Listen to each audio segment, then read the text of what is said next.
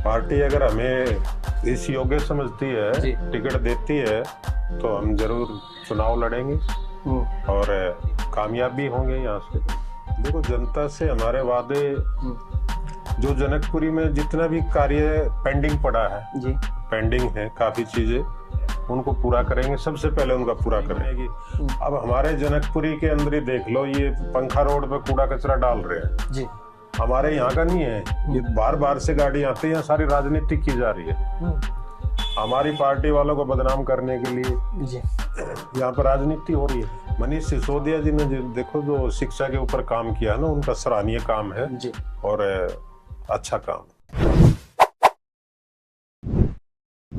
नमस्कार दर्शकों, आप देख रहे हैं झलको दिल्ली। दरअसल अभी हम इस वक्त मौजूद हैं शमशेर चाहर जी के ऑफिस में। मैं आपको अगर इनका परिचय दूं, ये जनकपुरी विधानसभा में ट्रेड विंग के जिला अध्यक्ष हैं। अब हम इनसे बातचीत करेंगे और इनसे जुड़कर जानेंगे कि आने वाले विधानसभा चुनाव में ये जनकपुरी विधानसभा के एमएलए के पद के लिए उम्मीदवार बनने जा रहे हैं। अभी तक इस बात की नियुक्ति नहीं हुई है, लेकिन हम इनसे कुछ यहाँ के हालात के बारे में बात करेंगे। आने वाले चुनाव में इनकी क्या क्या रणनीति होगी और किन किन मुद्दों पर ये चर्चा करेंगे और जनता के बीच जाकर क्या कुछ ये वादे करेंगे। सर, सबसे पहले आपका बहुत बहुत स्वागत है हमारे चैनल पर। नमस्कार सर, आपका नाम शमशेर चाहर है और आप कहाँ से हैं, पहले हमें इनके बारे में बताइए। मेरा एक्चुअली शमशेर चाहर, हम हरियाणा से हैं वैसे तो जी। हमारा झज्जर के पास गांव है सिलानी गांव। तो मैं 85 में यहाँ महाराजा सूरजमल कॉलेज में पढ़ने आया था। यहाँ से मैंने फार्मेसी की हुई है, डिप्लोमा फार्मेसी महाराजा सूरजमल से। तो फिर 91 में मैंने यहाँ पे मेडिकल स्टोर बना लिया था अपना जनकपुरी में। ये चाणक्य प्लेस 40 फुट रोड है ना जी जी। तो इसमें अपना मेडिकल स्टोर बना लिया था। तो फिर यहीं पे सेट हो गए। फिर जब आप मेडिकल लाइन में थे सर, तो फिर ये पॉलिटिक्स में आने की कैसे रही आपकी? पॉलिटिक्स में हमारी शुरू से ही रुचि रही है। रुचि थी? हाँ, कॉलेज टाइम से रुचि रही है। ओके। हाँ, तो बाकी आम आदमी पार्टी से सर आप कितने सालों से जुड़े हुए हैं? आम आदमी पार्टी से तो पिछले 8 साल से जुड़े हुए। पिछले 8 साल से। तो सर 2020 के भी चुनाव में क्या आपने किसी एमएलए पद के लिए आपको टिकट मिलने की उम्मीद थी? नहीं, मैंने कोशिश नहीं की थी। इस बार सर आपको क्या उम्मीद है कि एक पार्टी की तरफ से आपको टिकट मिलेगी और फिर क्या कुछ बातें होंगी आगे टिकट मिलने के बाद? पार्टी अगर हमें इस योग्य समझती है, टिकट देती है, तो हम जरूर चुनाव लड़ेंगे और कामयाब भी होंगे यहाँ से। सर, पिछले दिनों जनकपुरी काफी ज्यादा कंट्रोवर्सी में रहा और यहाँ पर कुछ ऐसी चीजें देखी गई। तो आप अगर चुनाव यहाँ से जीतते हैं, आपको टिकट मिलती है, फिर इसके बाद आपके क्या क्या वादे होंगे जनता से? देखो, जनता से हमारे वादे, जो जनकपुरी में जितना भी कार्य पेंडिंग पड़ा है जी, पेंडिंग है काफी चीजें, उनको पूरा करेंगे। सबसे पहले उनका पूरा करेंगे। सर, जैसे कि कौन कौन से काम पेंडिंग है जो आपके नजरिए से देखा जा सकता है? देखो, यहाँ पे अभी जो मेन प्रॉब्लम है अभी सीवरेज की और गंदा पानी की। पानी पीने का साफ नहीं आ रहा, गंदा पानी आ रहा है। सीवरेज की प्रॉब्लम है, क्योंकि बेसिक प्रॉब्लम है पीने का पानी की पीने का पानी की है और सीवरेज की है। और कुछ रोड हैं जो रोड अभी अनकम्प्लीट पड़े हैं। तो सबसे पहले हम इसी काम पे फोकस रखेंगे और सबसे पहले अपनी जनकपुरी को बढ़िया साफ सुथरा पानी देंगे, साफ सुथरे सीवर की सुविधा करवाएंगे। सर, और कुछ अगर हम गंदगी के बारे में बात करें तो ऐसे राजधानी दिल्ली में कई जगहों पर हमने देखा है कि कूड़े कचड़े की बड़ी समस्या देखने को मिलती है। अक्सर जो है वो सड़कों पर मिलता है। तो इन सब चीजों को लेकर आपकी क्या राय है कि ऐसा नहीं होना चाहिए था? फिर एमसीडी की कुछ कुछ गलतियां बताई जाती है जनता के बीच, हमने जाकर देखा। देखो, कूड़े कचरे की समस्या तो देखो, कूड़ा कचरे को अगर सिस्टम से डाला जाए तो समस्या नहीं बनेगी। अब हमारे जनकपुरी के अंदर ही देख लो, ये पंखा रोड पे कूड़ा कचरा डाल रहे हैं जी, हमारे यहाँ का नहीं है, ये बार बार से गाड़ी आती है, सारी राजनीति की जा रही है हमारी पार्टी वालों को बदनाम करने के लिए जी। यहाँ पर राजनीति हो रही है। छाला तक का कूड़ा यहाँ पर लाकर डाल देते हैं, छाला से कूड़ा यहाँ छाला से कूड़ा गाड़ियां पीछे। हमने रात को 12 बजे एक गाड़ी पकड़ी, रात को जी।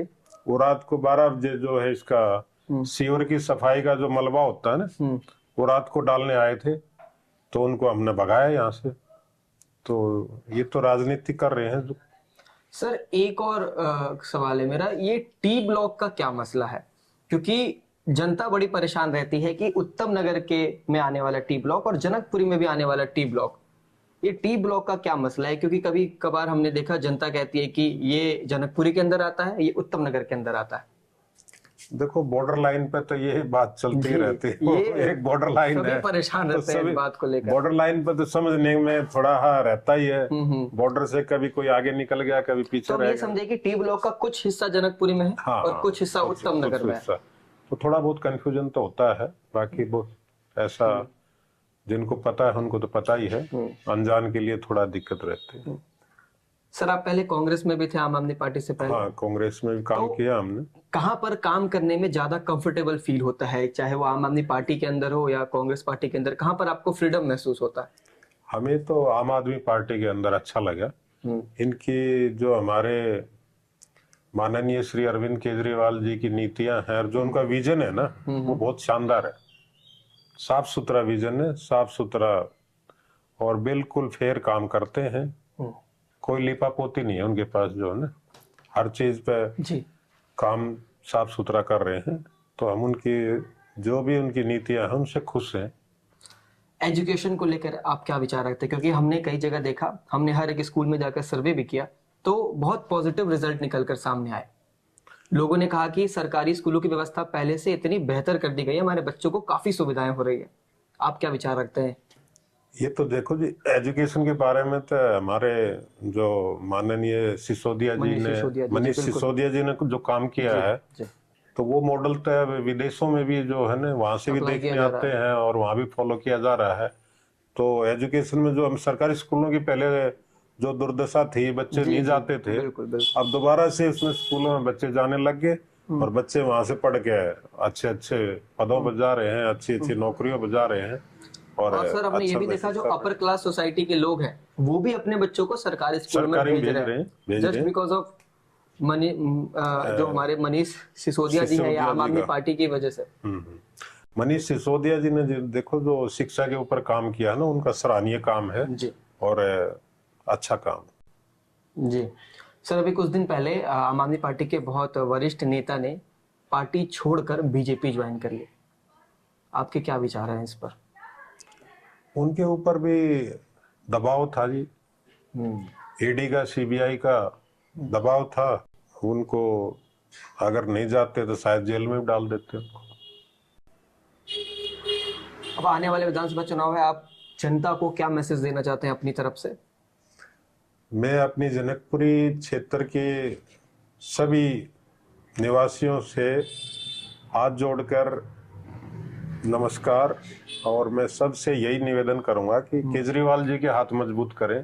केजरीवाल एक ईमानदार आदमी है और केजरीवाल का जो विजन है वो बहुत अच्छा है, और आने वाले समय में और केजरीवाल अच्छे काम करेंगे और दिल्ली को साफ सुंदर, दिल्ली को भी एक ऐसा साफ सुंदर शहर बनाएंगे कि इसको भी एक मॉडल के रूप में देखा जाए। और सर रहनी भी चाहिए, क्योंकि राजधानी है ये, राजधानी है ना, राजधानी, और जगह जगह तो कूड़ा कचरा है, तो कहीं ना कहीं उस पर काम कर रहे हैं। लेकिन कुछ चीजों में ये बीजेपी वाले अड़ंगा डाल देते हैं। एलजी का तो आपने शुरू से देखा ही होगा, शुरू से कहीं ना कहीं उनकी जो है दखल अंदाजी रहती है, तो काम रोक देते हैं, तो उसमें नुकसान तो होता ही है। सर नेता जीतने के बाद पब्लिक के बीच में क्यों नहीं जाते हैं? ये अक्सर हर एक जगह के, हर एक विधानसभा के लोगों ने कंप्लेन करी है कि नेता जीतने के बाद पब्लिक के बीच में नहीं जाते हैं उनसे पूछने के लिए। चुनाव के वक्त तो बड़े प्यार से आते हैं, प्रणाम करते हैं। आपने बिल्कुल ठीक कहा ये बात। वो नेता ही नहीं होते जो पब्लिक के बीच में नहीं जाते जी। वो एक बार तो नेता बन जाते हैं, दोबारा पब्लिक ही उनको उतार देती है। ऐसे काफी उदाहरण है, मैं नाम नहीं लूंगा जी बिल्कुल, लेकिन काफी उदाहरण है। नेता तो पब्लिक के बीच में जाने के लिए तो बनाया जाता है ना। अब पब्लिक के बीच में नहीं जाएगी तो पब्लिक ही उतार देगी, एक बार तो चांस दे देगी पब्लिक। लेकिन नेता का काम नहीं पब्लिक के बीच में रहना है। हम तो यहाँ पे मैक्सिमम पब्लिक के बीच में आज भी हैं, और भगवान ने चाहा आने वाले समय में तो और ज्यादा समय देंगे पब्लिक को। नहीं, मैं कुछ नाम लेना चाहूंगा, जैसे मुंडका है, किराड़ी है, इन सब जगहों पर जो हमने पब्लिक ओपिनियन किया, वहां की महिलाएं खास तौर पर आगे निकलकर सामने आए और उन्होंने कंप्लेन की कि यहाँ के नेता, यहाँ के विधायक हमसे कभी हाल भी लेने नहीं आते। और आज से 5 साल पहले जब चुनाव आया था, हम सबके घर आकर उन्होंने प्रणाम किया था, बहुत सारी चीजें कही, और वो हर पार्टी के लोगों के बारे में कहा उन्होंने, सिर्फ आम आदमी पार्टी की बात नहीं कर रहा मैं।